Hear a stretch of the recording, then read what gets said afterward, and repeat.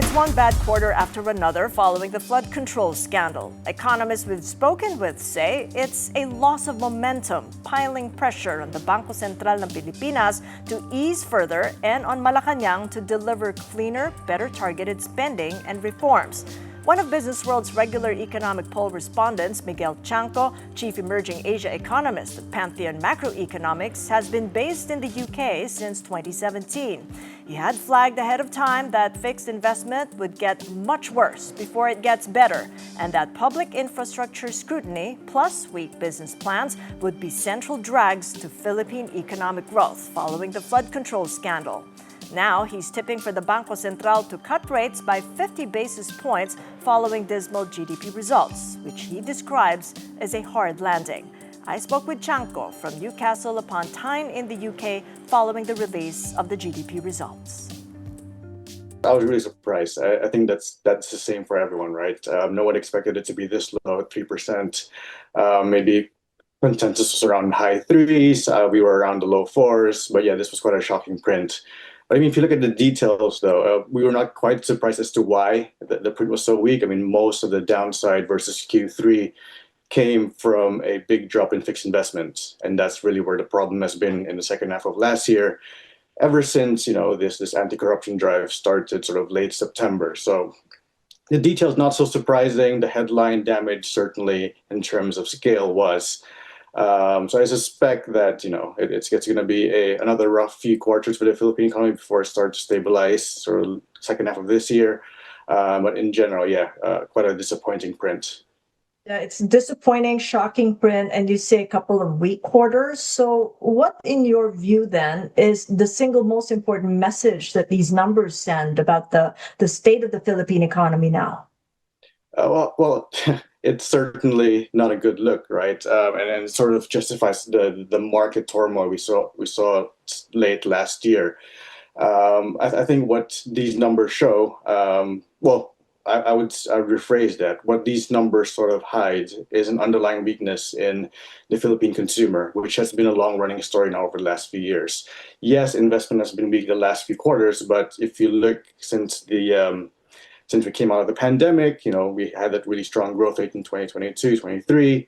But ever since then, there's been a huge slowdown in underlying economic growth because consumption in the Philippines has been weakening. And that bit of the detail today, consumption fell to under 4% for the first time in a long time. That sort of underlying weakness in the economy we expect to continue, even if we start to see the investment side start to stabilize over the next few quarters.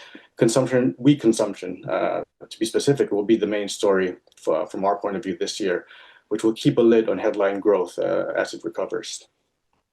Transmission of that, if consumption is weak, and I know that you've consistently flagged on the demand breakdown 3 weak spots, and one of them is households with fragile balance sheets. How does that transmit to the economy in terms of maybe non-performing loans or maybe even jobs down the line? Well, I mean, most directly, it's just a lack of spending. I mean, so the reason why we've been highlighting this weakness in balance sheets is because of how severe the impact of the pandemic was in 2020, 2021, and the year after, the big increase in inflation globally, and not just in the Philippines. Essentially, during this period, household savings, according to our estimates at least, fell by around 15%, right? So that's quite a big hole when considering over the long stretch of history, this stock of savings tends to go up year on year. So a 15% decrease in those 3 years certainly has put the Philippine economy back, in our view at least, quite a few steps. So what we're seeing now, at least what we've seen since 2024, is that households are starting to rebuild these savings. Essentially, boosting savings means something else has to give, and that means spending. So households essentially aren't spending as much as they would normally if they had those savings in the bank as they try to rebuild these savings. Some of this drag or sort of headwind has been cushioned in recent years by more households borrowing, which is positive for short-term growth. But again, that just sort of compounds the problem long-term. Not only are we now in a situation where households still don't have as much in savings as they did before COVID, but they're also carrying much more debt at the moment.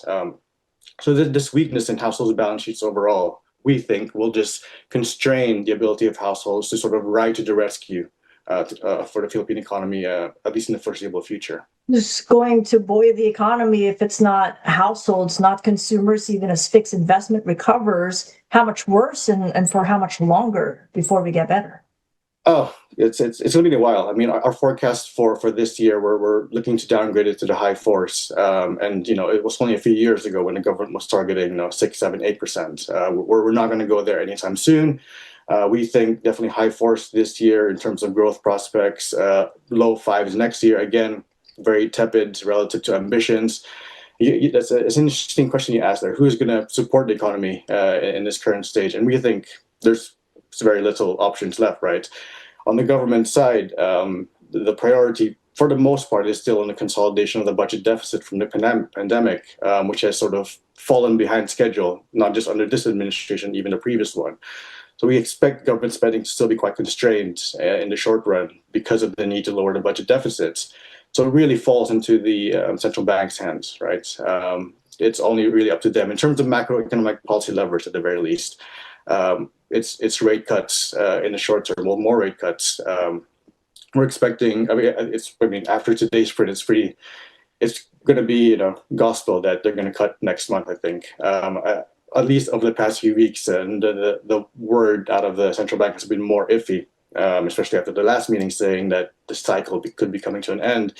But after this weak Q4 GDP reading, certainly a February cut is almost a done deal from our perspective. I wouldn't be surprised if some push for a 50 basis point reduction. I remember the governor saying last year that only under a hard landing situation will we ever consider such a big rate cut. But at the moment, 3% growth for economy as undeveloped as the Philippines, so it has high growth potential. 3% growth is in the local context a hard landing, crisis period aside, GFC or COVID. So we wouldn't be surprised if they think about a 50 basis point cut at the next meeting, basically front loading, potentially another 25 basis point cut the meeting after. But certainly February cut's a done deal. Most of the support will come from monetary policy. And hopefully the external climate this year relative to last won't be as volatile. And that should at least help the economy, at least on the external export side, be on more solid footing. But again, that's another Pandora's box, right? We're talking about the uncertainty that comes with the U.S. administration and tariffs. So again, your guess is as good as mine on that front. But for the most part. Yeah, a guessing game for most economists I've been speaking with. But do you think this would mean job cuts? Could we be seeing some big job cuts down the line before the catch-up spending starts to take effect? Yeah, most likely. I mean, that's probably the only aspect of Philippine economic data that has held up quite well. The unemployment rate is still relatively low. A lot of that, though, is being sort of flattered by the big rise in the size of the labor force over the last few years, which we perceive as reflecting a weakness in the economy. More people are having to enter the workforce because of lack of income, the savings hole that we spoke about a few minutes ago. But it tends to, for the most part, at least the unemployment rate specifically, tends to lag what's happening in the real economy. So over the next few quarters, at least definitely this year, I wouldn't be surprised to see that unemployment rate start to tick up, sort of in a delay to the slowdown that we saw in the economy, especially in the second half of last year.